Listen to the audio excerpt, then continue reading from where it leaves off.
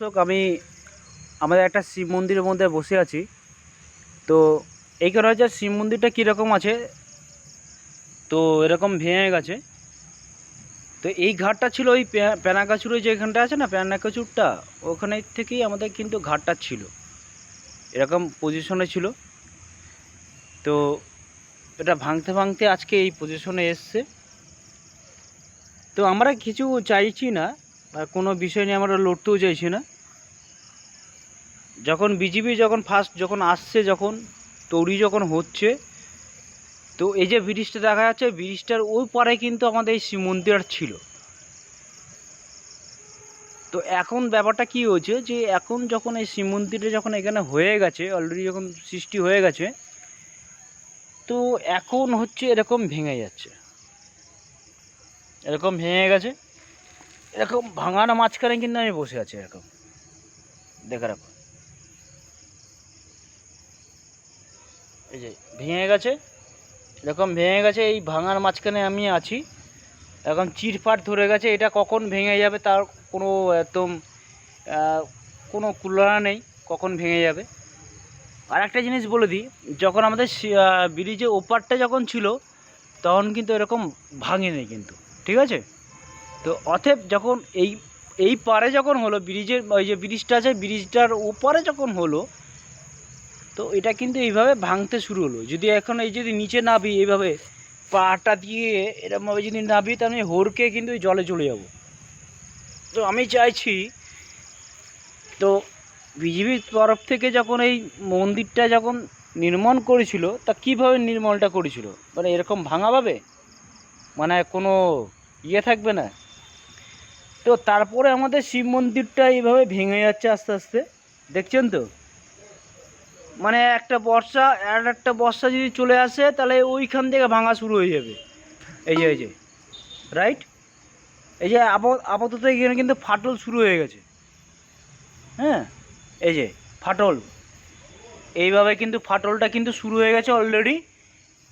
তাহলে আর 1 বছর যাওয়ার সাথে সাথে কিন্তু এই শিব মন্দিরটা কিন্তু আর থাকবে না।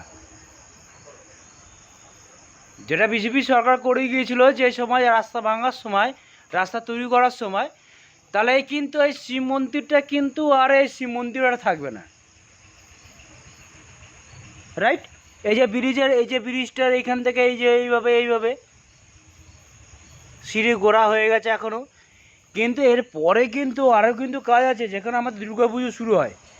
এই দুর্গাপুজোর সময় কিন্তু আমাদের এখানে কিন্তু বহুত, মানে মা বোনরা কিন্তু এখানে আসে, বহুত মা বোনরা আছে। যেরকম এটা রাস্তাটা, এই যে রাস্তাটা হচ্ছে পুরো নদীর ধার থেকে, যার কোনো কিন্তু ক্ষয় নেই, কিন্তু এখানে রাস্তার কোনো দেখাতে পারবে না, যেখানে কোনো গার্ড নেই রাস্তায়, আছে কোনো গার্ড নেই, এরকম কোনো রাস্তায় গার্ড নেই, কিছু নেই। এখানে যখন এই ব্রিজ থেকে মা বোনরা এখানে নামবে, তাহলে কি এটা বলতে পারবে যে এখানে কোনো সুরক্ষা কোনো ব্যাপার আছে বা কোনো কিছু হবে? যে এরকম যে আমার একটা পোল আছে, যেরকম সব ভেঙে পড়ে গেছে, এই যে জিনিসটা দেখা যাচ্ছে, যেটা ভেঙে পড়ে গেছে এটা, তাই না? তাই সেই সময় যদি পুজো দেওয়ার সময় যদি এরকম ভেঙে যায়, তাই গ্যারান্টিটা কে নেবে? গ্যারান্টিটা? আর আমাদের রাস্তাটা হচ্ছে এই যে ব্রিজের তলা থেকে, এটা সেফটি আর কি। তো এই সিবাই আমাদের যদি এখান থেকে আমাদের মা বোনরা যদি এখানে যত ভক্ত আছে, যারা সেবা করবে, এই সেবা করার জন্য কি করবে, এই শিব মন্দিরে আসবে, এইভাবে শিব মন্দিরে আসবে, একটা করে আসবে, এইভাবে আসবে। এই শিব মন্দিরটা যদি এখানে আসে, এখানে কি করবে, আসার পরে কি করবে, যে একটুকুনি কারো যদি মনে হয় যে গঙ্গার জল নেবো, তা কী করে নেবে গঙ্গার জলটা? গঙ্গা জল নিতে মা বোনরা তো গঙ্গা জল নিতে গেলে একটা সুরক্ষার একটা ব্যাপার থাকে। তো আমরা বেটা মানুষ, আমরা যেভাবে চলে যাবো গাছের ড্যাঙ্গা ভ্যাঙ্গা ছিঁড়ে দিয়ে, তবে এখানে ফাঁক দিয়ে কি মা বোনরা নিতে পারবে? অবশ্যই নিতে পারবে না, তারা একটু ভয় পাবে। তাই ভয় পাওয়ার জন্য কি সুরক্ষা হলো আর কি হলো না হলো আমি বুঝতে পারলাম না। চলো, একটা জিনিস, আমাদের মন্দির তো আমাদের রইল, আমাদের মন্দির, আমাদের ঐতিহ্য, আমাদের সিম্বল, আমাদের ভোলেনাথ, আমাদের লোকনাথ, আমাদেরকে সবসময় ব্যবস্থা করে দেবে, জানি না কোনো কারণে করে দেবে।